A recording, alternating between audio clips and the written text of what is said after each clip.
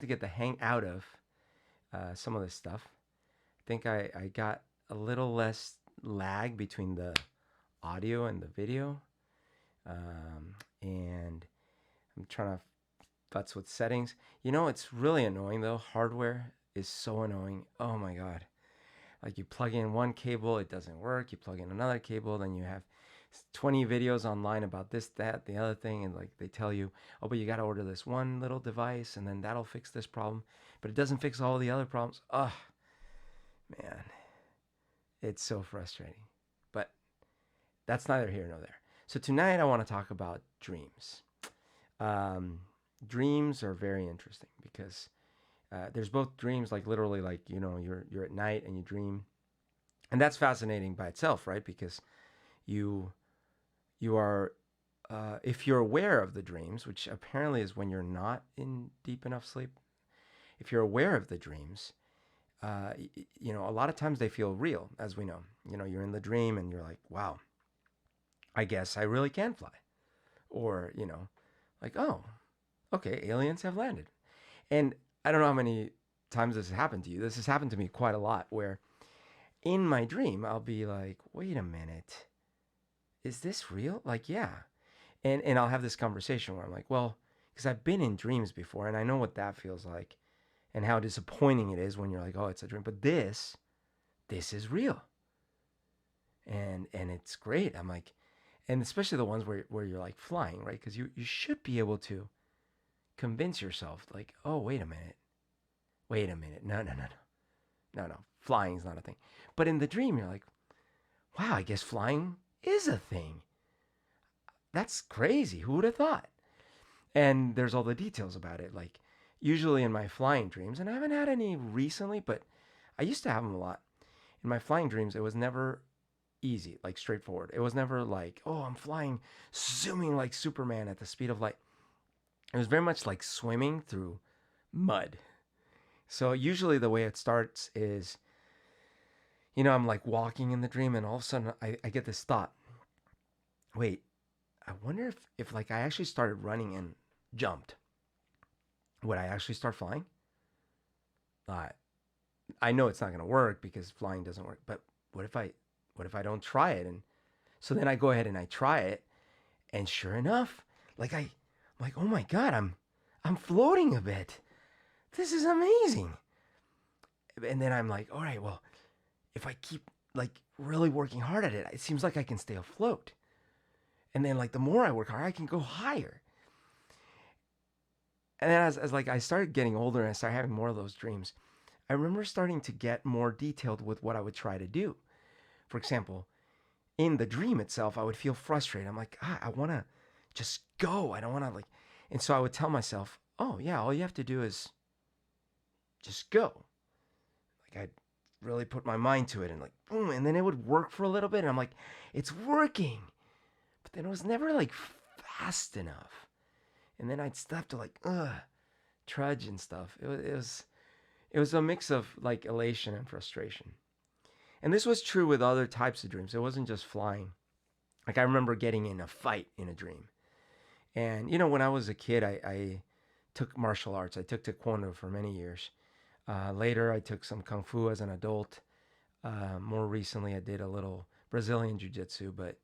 But as a kid, I did so much of the Taekwondo. So like that was in my head a lot. So in my dreams, I remember like, okay, I'm in a fight. And I would go to punch. And I'm sure this is familiar, like where you're like punching through jello and you're like, your punch is not reaching. And it's so frustrating. But you realize, well, like it seems like the other person's in the same boat. So then the most you try to do is you're like, okay, I'm going to punch. And then like, oh, punch as hard as I can. And it never seemed to be effective. But the fight would still carry on. And no one, neither you nor the other person, nor any bystander would say, what's wrong with you? Why can't you punch? It was always like, oh yeah, well, this is what we're doing. It was fascinating. So yeah, so I'd sit there and I couldn't quite make contact. Or at most, I'd feel like, okay, I sort of made contact. That must have really hurt them because it didn't hurt me. I barely felt it. And then I would start thinking, okay, maybe if I really focus, I can make it even faster. Like like I can actually land the punch even harder. And that was the whole mental process. So this seemed to be a thing, and I'm sure it has in fact, I've read some correlation between the fact that your actual body, your physical body, is static, while you're dreaming. In fact, your brain shut off your motor functions for the most part in that sense, so you don't like fall off the bed. And a lot of times, people that do have that walk around like they have somnambulism or things like that. It's something that's not quite working the way it's maybe meant to be working while you're asleep. But because your body is static, that might be that part of like tug of war where your brain's like, why am I not actually moving? And it's because like your body's like, yeah, no, we're not moving right now. You're not going to be punching right now. Now, actually, my friend Kirk, he's told me that he's punched in his dreams and like woken up like punching something. I don't remember that ever happening to me. I just remember like not actually being able to do it. The worst, although some people like this, but for me the worst are the waking when you think you've woken up, you know, and you look up and you're like, okay, that was the end of that dream. But then you try to get up and you're like, oh, wait, why can't I get up? And then you look and you kind of like see your body and you see your room. You're like, why am I paralyzed? Like, I want to get up. And then you're like, oh, wait a minute. Maybe this is still a dream. And then you go through the process and then you're like, okay, I just got to like focus here. I think I can do this. So you like focus and you find like, okay, I'm going to get up. And then you can't. And then you're like, wow, that's frustrating. And then it's happened to me where I like inception, I finally like wake up. I'm like, thank goodness. Oh my gosh, that was frustrating. Okay. Wait a minute. I'm still here. I still can't move. I'm still seeing my body. I'm looking around. My room is still dark. Why can't I move still? It's so frustrating. And so like this goes on. I don't remember how many times I might have done like 3 levels and then when I finally wake up, that's the thing. When you finally do wake up, it is unmistakable. You're like, right, this is reality. Like you look around, the level of detail, everything, it's unmistakable. But in the dreams, it also felt unmistakable. Isn't it weird? Now, once you wake up, quote unquote, like assuming we're not like matrixing here, once you wake up, you get the sense that, oh, okay, because you look back at your dreams, whatever you remember, you're like, yeah, no, there was a lot of detail missing. Like, why was that person? That person didn't have a face. And you start realizing just how fake it all was. But when you're in it, it's not. You're like, wow, I'm really awake. It's fascinating. And hence why, we all the theories are like, well, this could just be a simulation. This could be another dream. Could be. But there is no denying that moment that you feel like, oh, okay, I see the difference, the categorical difference in detail and experience between what I thought I was experiencing as a real thing and this. And there is that moment where it comes. And again, I get it. Like, we wouldn't know if there are more levels to wake up from. Fair enough. I'm just saying that, like, compared to the previous levels, there is a categorical difference. So, yeah, so it's fascinating. But the other thing is that dreams are also what we want to have happen. Our daydreams, and even more so our long-term dreams. And it's actually fascinating to me that semantically that became entwined, right? Because a dream you have at night, it's not necessarily something that you want to have happen. Maybe the flying. I don't want to get in a fight for real, and I don't want, I've had dreams that were scary and dreams where I'm like being chased. I don't want any of that stuff. So those are clearly not my dreams and aspirations, right? But still. And I think, the obvious connection is that, well, it's stuff that's not real, but it's in our brain. Like, we imagine that it could happen. Yeah, I get it. But I still think it's funny that, like, we don't have 2 different words. I bet you in other languages there are.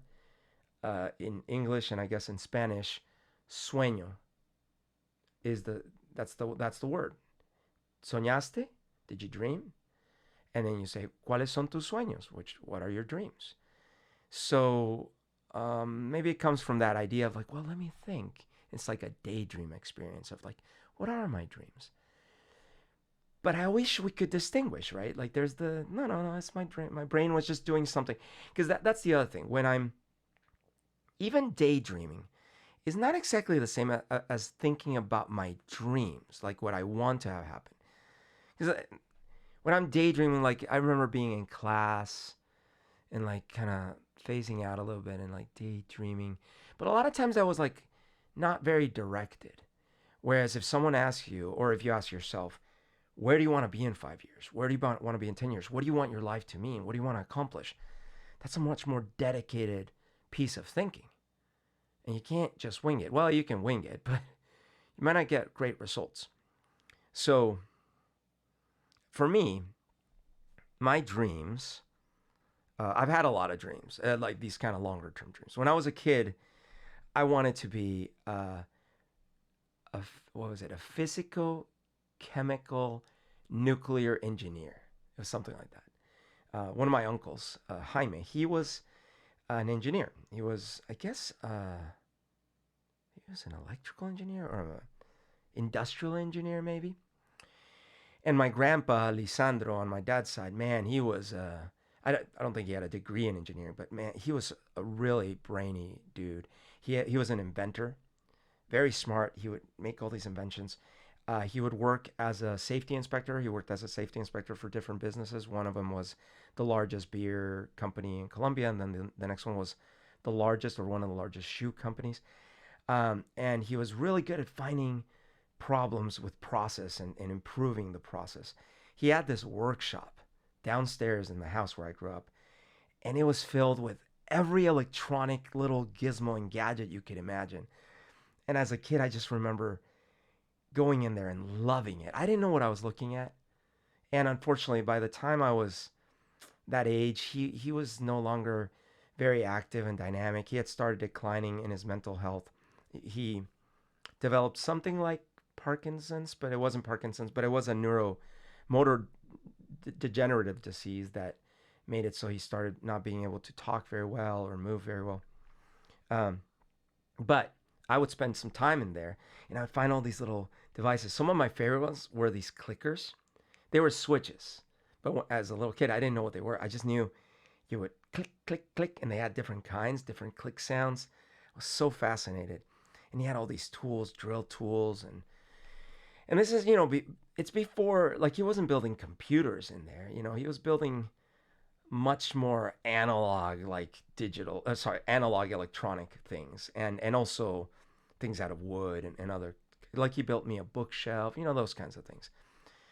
And so that was fascinating to me. And then my uncle, who was an engineer, I think he also worked at Bavaria, which is one of the largest, or it was the largest beer company in Colombia. And I remember, he came over. He's like the guy who taught me how to do math a lot. He would come and teach me long form square root. Like, I don't know if you ever learned.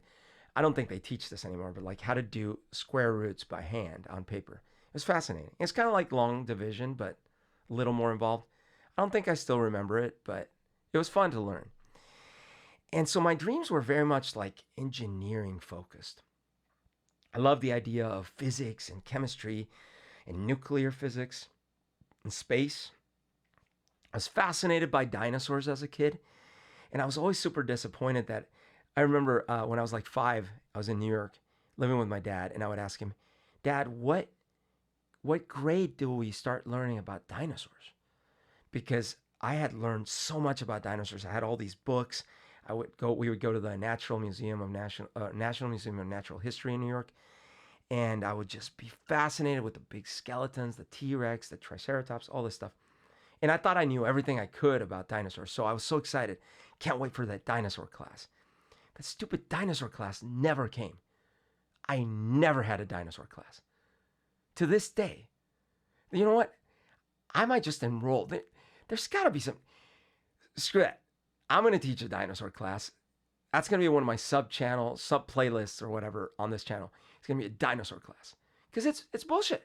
Like, how can we not have dinosaur classes? It's 2020. But I digress. Anyway, so I dreamt that I would be, in this. Plus, my dad was a doctor. He was a child psychiatrist, which means you went to med school, then you specialized in a psychiatry degree, then you specialized in a child psychiatry degree. So he was in school till he was like 150. And so all that was in my head. That's what I wanted to do. That was my dream. Then when I was a little older, I started getting into computers. And I loved it, man. I loved programming. Loved it so much. And so that became my new dream. It's like I was going to work in computers. Then when I moved to the States at 15 to live with my mom, things changed because I had to make new friends, and a lot of my friends were into music and into having a band.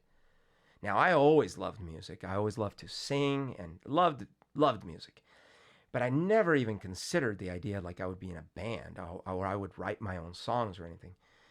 But my friends encouraged me. They're like, "Do you?" Well, it went like this. I was sitting at a lunch table with a couple guys that I had met, and they were not very. They were very socially awkward, and I really feel bad about this to this day because a friend that I had made at youth group at the church I attended at the time, he invited me to sit in his lunch table, and it was admittedly it was a step up socially for me because it was a cool set of dudes. Like they were into the cool music, the underground kind of alternative music. And so I looked over, I'm like, oh man. And one of them has this leather jacket with the letters NIN on the back, all in white that he did himself with a stencil. And I'm like, wow, that's cool. So I looked at the two other dudes, and we'd only been friends, not even friends. We'd only been sitting together for like maybe a week because I was new to the school. So I'm like, hey, I think I'm gonna go sit over here. Oh, so awkward. They just looked at me like, oh, okay. I never apologized or ever followed up with that. But if you're out there, if you remember that, I'm really sorry. I should have at least invited you, but it wasn't. See, it wasn't my place to invite because like that's not how it works. I can't just be like, hey, can my two barely acquaintances come over too? Wouldn't have worked. But I came to the new table and the topic was music, and they had a band, and they're like, "Do you like play anything?" I'm like, "A little keyboard." It's like, "Do you have a keyboard?" I'm like, "Well, my brother has a keyboard." They're like, "You're in." So I'm like, "Yes." So then actually, my dreams started becoming a lot about music for a while. I wanted to be in a band. I wanted to be a successful, famous rock star. I already knew and loved the Beatles, but then I became really obsessed with them. And then by the time I got to my first year in college, I decided to take music. I had been taking piano, but admittedly not practicing enough. But then as soon as I started college at UW, I started taking music classes, music theory, ear training, all these things. And I got, like, if I was into the Beatles before, no, I got so obsessed. I would go to the library, pick up all the biographies, all the books about how they did their music. We had a band, we played Beatles covers. It was crazy. So that became my dream was I'm gonna do music, and then the computer stuff was still there because I still wanted to like I don't even know how I rationalized it, but I was like, well, I think part of it is neither my dad nor my mom were very encouraging when it came to the whole music thing as a profession or as something you could legitimately do. So I didn't think of it that way. I thought of it more in terms of I love music. I want to do this, but I still have to do a job, and computers is what I love in that regard. So I started going that direction too, and I took I taught myself programming mostly actually. I already knew a programming language called Basic, and I bought a book called uh, Turbo C++. It was an amazing book to learn really. And so I taught myself C and C++, which was actually really hard. I'm very proud of how I did this because I didn't actually have a way to do C or C++ on my computer at the time. I had scrounged up money to buy a PC. It was a 386 DX, and most of the extra money I spent it on an audio card, like this amazing Apogee audio card that I wanted so that I could do music. But I didn't unfortunately have a way at the time to get a C compiler, what's called a compiler, so I could do. I probably could have done it. I just didn't know how. I didn't know what to buy. I just couldn't get around to it. And I wasn't yet in any computer classes in the school, and I didn't really have friends that knew enough. That's part of the thing, by the way. If you want to have dreams, you got to find a community. And I never really was good at finding communities. And so I didn't really have a support system. But anyways, I just read the book, and like that's how I taught myself how to program. So like because I knew how to program in a different language, I would sort of translate so that years later, when I actually had a computer that I could do C and C++ with, I actually knew enough that I could start doing it. It was pretty interesting how that worked out. But anyways, I want to end this. I'll talk way more about dreams because I want to talk about what are my new dreams. Like, what are my dreams now? Why am I doing this? Is this part of my dream? I'm very interested in hear what are your dreams, like in your comments. I'd love to find out how do people think about dreams, both about dreams at night, daydreams, dreams in the future. How do you go about your dreams? How do you correlate something you had in a dream for real, like at night, with a dream that you might have in real life? For example, and I'll talk about this more in another episode, I have dreamt songs. And some people do that. And other people dream painting. Some people dream solutions. I've dreamt solutions to coding and to other things too. Like, so anyways, very interested in that. But this is it for tonight. I hope you enjoyed your Bertotime, and it's way past at this point.